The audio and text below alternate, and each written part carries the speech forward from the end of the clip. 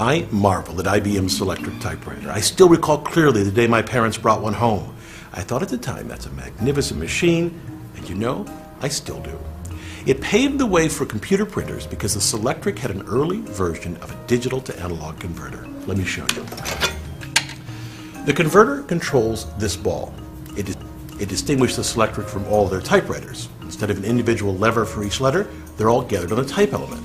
Lowercase on one hemisphere, uppercase on the other. Now, to type a letter takes only a fraction of a second, but if slowed down, we can see the motion of the type element. The letter G, for example, is located on the lower left-hand side of the type element. To access that letter, the type element needs to rotate and then tilt and strike. Now, let's look at the very clever mechanism that controls the motion of this ball. There are two cables that are kind of buried in here, a little hard to see, but they control the tilt and rotation of the ball. Pull on the top one, and it tilts to one of 4 rows, and pull on the bottom one, and it will make it rotate to one of 22 columns. An amazing mechanical digital to analog converter controls these cables. It's buried in the typewriter. I can just barely see the top of it down here. But it's a set of arms designed to give the cables precise tugs.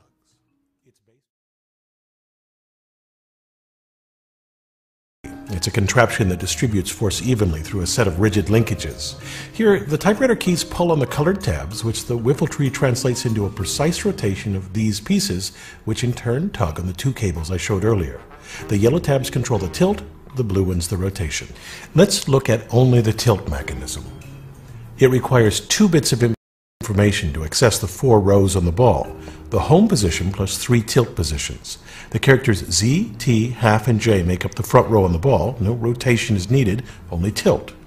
The letter Z requires no tilt and is represented by the bits 0, 0. The type element simply needs to move forward and strike. Yank on this tab and you pull the tilt cable 6/100ths of an inch. This happens in 7 milliseconds and gives 1 unit of tilt to select the letter T. Pull on this tab and the cable is yanked 12/100ths, twice the distance, and you get 2 units of tilt for the character half, and lastly pull on both tabs and you get 3 units of tilt to access the bottom row and type the letter J. The rotation works the same, but more complex because there are 22 positions.